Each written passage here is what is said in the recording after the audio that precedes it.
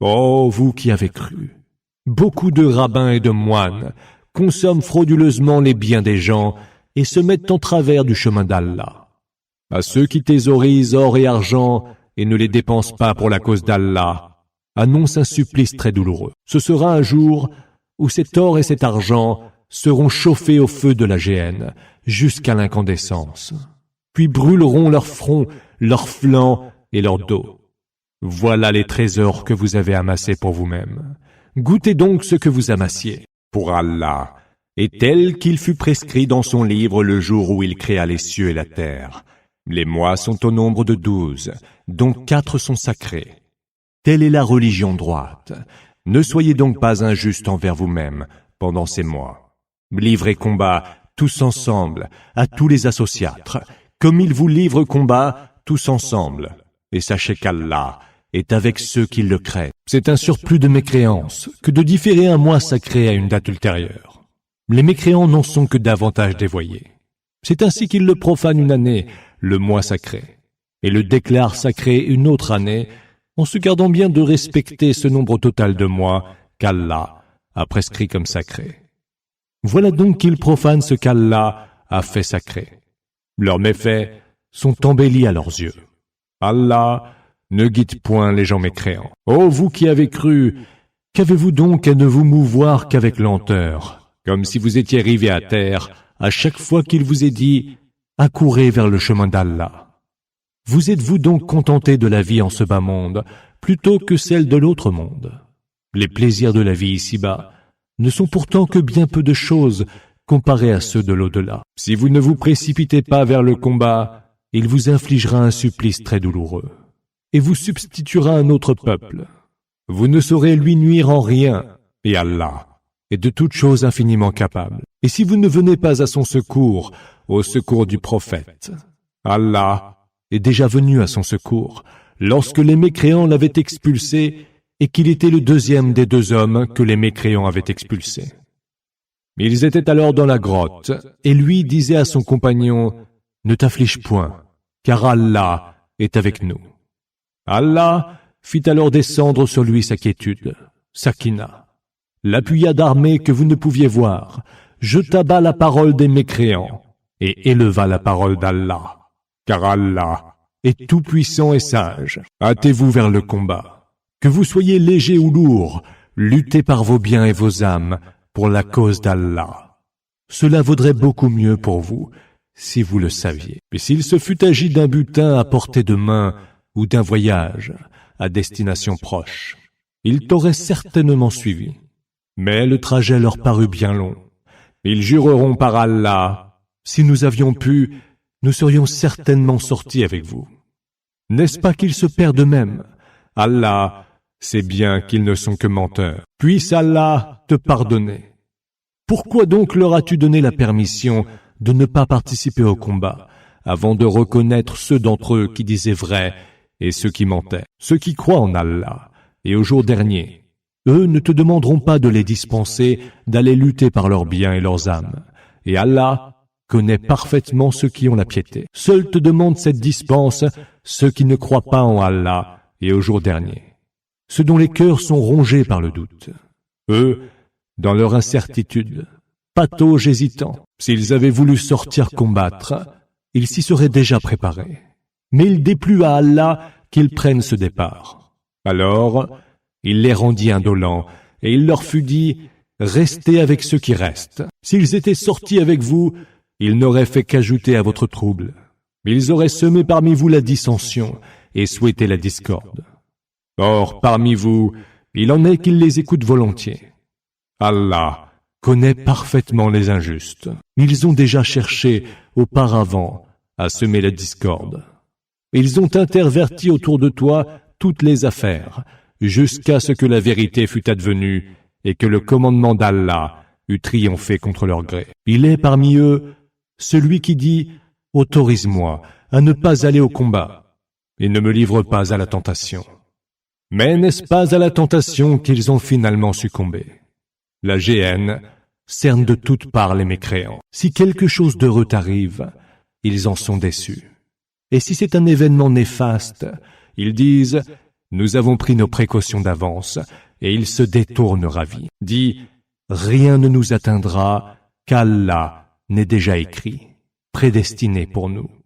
Il est notre protecteur, et c'est à Allah que devront s'en remettre les croyants. Dis, qu'attendez-vous qu'il nous arrive, sinon l'une des deux meilleures choses possibles? Nous, en revanche, attendons qu'Allah vous frappe d'un supplice, venant de sa part ou par nos mains. Attendez alors, nous attendrons avec vous. Dis, dépensez de vos biens dans les œuvres de dévotion, volontairement ou malgré vous. Rien ne sera accepté de vous, car vous êtes des gens pervers. Rien n'empêche pourtant que leurs dépenses soient acceptées, sinon qu'ils ont mécru en Allah et en son messager, ne se présentent à la salate qu'en fainéants, et ne dépensent que malgré eux. Que ne te séduisent ni leurs richesses, ni leurs enfants. Allah veut en faire pour eux une source de tourment ce bas monde, et veut qu'ils rendent l'âme en mécréant. Ils jurent par Allah qu'ils sont bien des vôtres, et ils ne le sont point. Ce sont plutôt des gens qui jurent sous l'empire de la peur. S'ils trouvaient un refuge, des grottes ou un souterrain, ils se tourneraient aussitôt vers eux et s'y précipiteraient. Parmi eux, il en est qui te décrient au sujet des charités, sadaqat. Ils sont contents s'il leur en est donné. S'ils n'en reçoivent rien, ils sont alors furieux. Si seulement ils avaient été satisfaits de ce que leur ont donné Allah et son messager, et avaient dit « Allah nous suffira. Allah nous donnera encore de ses faveurs, ainsi que son messager. C'est vers Allah que tendent tous nos désirs. Les charités ne sont dues qu'aux pauvres, aux nécessiteux, à ceux qui s'emploient à les collecter, à ceux dont les cœurs sont déjà acquis à l'islam et qui sont prêts à affermir leur foi, à l'affranchissement des captifs, aux endettés, à la cause d'Allah et aux voyageurs de grand chemin. C'est là une prescription d'Allah, et Allah est omniscient et sage. Et parmi eux, il en est aussi qui offensent le prophète en disant « Il est tout oui. Écoute et crois ce qu'on lui jure. » Dis, une oui pour votre bien. Il a foi en Allah et se fie à ceux qui ont la foi. Il est miséricorde pour ceux d'entre vous qui ont cru. Quant à ceux qui offensent le messager d'Allah, ils auront un supplice très douloureux. Ils vous jurent par Allah, cherchant à vous satisfaire. Mais c'est plutôt Allah qui mérite qu'ils le satisfassent, ainsi que son messager, s'ils sont vraiment croyants. Ne savent-ils pas que ceux qui s'opposent à Allah et à son messager auront pour destination le feu de la géhenne, où ils séjourneront pour l'éternité? Voilà la suprême ignominie. Les hypocrites ont peur qu'il ne soit révélé à leur sujet une sourate qui dévoilerait ce qu'il y a dans leur cœur. Dis, riez toujours. Allah fera sortir ce dont vous avez peur qu'il ne soit dévoilé. Et si tu les interrogeais à ce propos, ils diraient sans doute, nous ne faisions que converser et jouer. Dis alors, est-ce d'Allah, de ses versets et de son messager que vous vous gossiez? Ne tentez certes pas de vous excuser.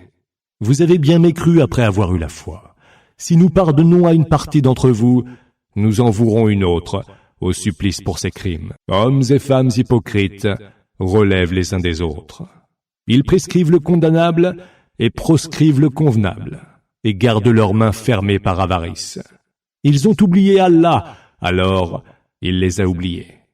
Certes, les hypocrites sont eux les pervers. Allah a promis aux hommes et aux femmes hypocrites, ainsi qu'aux mécréants, le feu de la géhenne.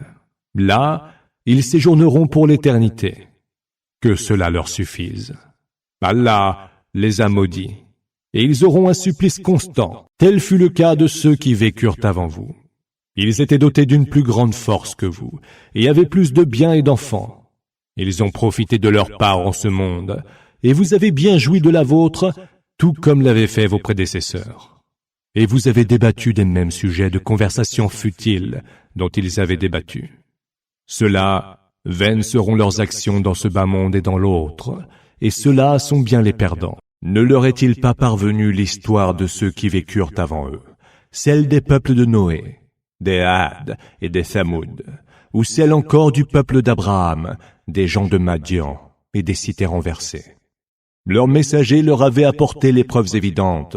Allah ne les avait nullement lésés, mais ils se lésaient eux-mêmes. Les croyants et les croyantes sont parents et solidaires. Ils prescrivent le convenable et proscrivent le condamnable. Accomplissent la salat, s'acquittent de la zakat et obéissent à Allah et à son messager. Cela, Allah leur fera miséricorde, car Allah est tout-puissant et sage. Allah a promis aux croyants et aux croyantes des jardins sous lesquels coulent les rivières, où ils séjourneront pour l'éternité, et des habitations où il fait bon vivre dans les jardins d'Éden.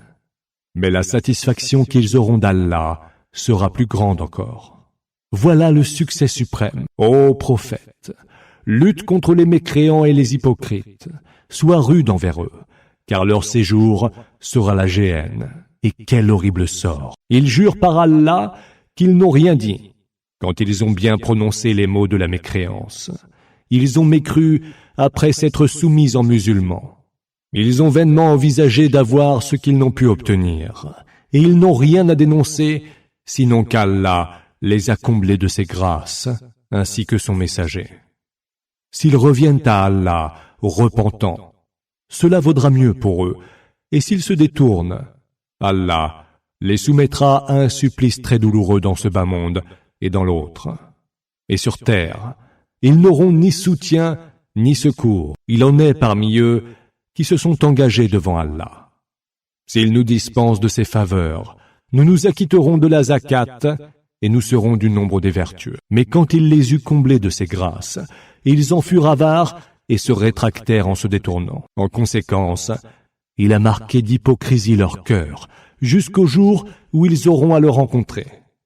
Cela pour les punir d'avoir failli à la promesse faite à Allah et d'avoir menti. Ne savent-ils donc pas qu'Allah connaît leurs secrets et leurs confidences, et qu'Allah est le suprême connaisseur des secrets insondables? Ceux qui dénigrent aussi bien les croyants, qui font volontairement de généreuses aumônes, que ceux qui n'en font que dans les limites de leurs faibles moyens et se moquent d'eux. Allah se moquera d'eux, et ils auront un supplice très douloureux. Que tu implores pour eux le pardon, ou que tu ne l'implores pas, dusses-tu même l'implorer 70 fois. Allah ne leur pardonnera jamais. Cela parce qu'ils ont mécru en Allah et en son messager. Or Allah ne guide point les gens pervers. Ceux qui sont demeurés à l'arrière se réjouissaient d'être restés chez eux, bien derrière le messager. Ils avaient en horreur de combattre par leurs biens et par leurs âmes pour la cause d'Allah, et dire: gardez-vous d'aller au combat par cette chaleur. Dis: le feu de la géhenne est plus chaud encore. Si seulement ils pouvaient comprendre qu'ils rient un peu en ce bas monde, et qu'ils pleurent beaucoup dans l'autre monde, pour prix de ce qu'ils commettaient. Si Allah te ramène vers certains d'entre eux, et que ceux-ci te demandent l'autorisation d'aller au combat, tu leur diras: vous ne sortirez jamais avec moi, ni ne combattrez un ennemi à mes côtés, car il vous a plu de rester chez vous la première fois. Eh bien, restez encore avec ceux qui restent à l'arrière. N'accomplis jamais la salat, la prière funèbre, sur l'un d'entre eux quand il vient à mourir. Ne te recueille pas, debout sur sa tombe. Ceux-là ont bien mécru en Allah et en son messager, et ils sont morts en pervers. Que ne te séduisent ni leurs richesses, ni leurs enfants. Allah veut en faire pour eux une source de tourment en ce bas monde, et veut qu'ils rendent l'âme en mécréant. Et lorsqu'une sourate révélée ordonne: croyez en Allah et luttez avec son messager, les plus nantis d'entre eux te demandent de les exempter du combat, et disent: permets-nous de rester avec ceux qui ne peuvent combattre. Ils sont satisfaits de rester à l'arrière, à l'instar des femmes. Un sceau a été apposé sur leur cœur, si bien qu'ils ne comprennent plus rien. Mais le messager et ceux qui ont cru avec lui ont lutté par leurs biens et leurs âmes. Ceux-là auront droit à tous les biens, et ceux-là auront réussi. Allah leur a ménagé des jardins sous lesquels coulent les rivières, où ils séjourneront pour l'éternité. Voilà le succès suprême. Certains bédouins, ayant une excuse valable, sont venus te demander de les exempter du combat. Cependant que sont restés chez eux ceux qui ont menti à Allah et à son messager. Il atteindra les mécréants parmi eux un supplice très douloureux. Aucune possibilité de reproche ne devrait gêner les faibles, les malades, ou ceux qui ne trouvent point de quoi dépenser pour la cause d'Allah, pour autant qu'ils soient sincères envers Allah et son messager. Les bienfaiteurs, eux, ne méritent aucun reproche, car Allah est absoluteur et tout miséricordieux. Aucune possibilité de reproche ne devrait gêner. Non plus ceux qui sont venus te demander des montures pour aller au combat, et à qui tu as répondu « Je ne trouve rien sur quoi vous puissiez monter ». Ils s'en sont retournés alors, les yeux emplis de larmes, affligés de n'avoir pas trouvé de quoi dépenser pour la cause d'Allah.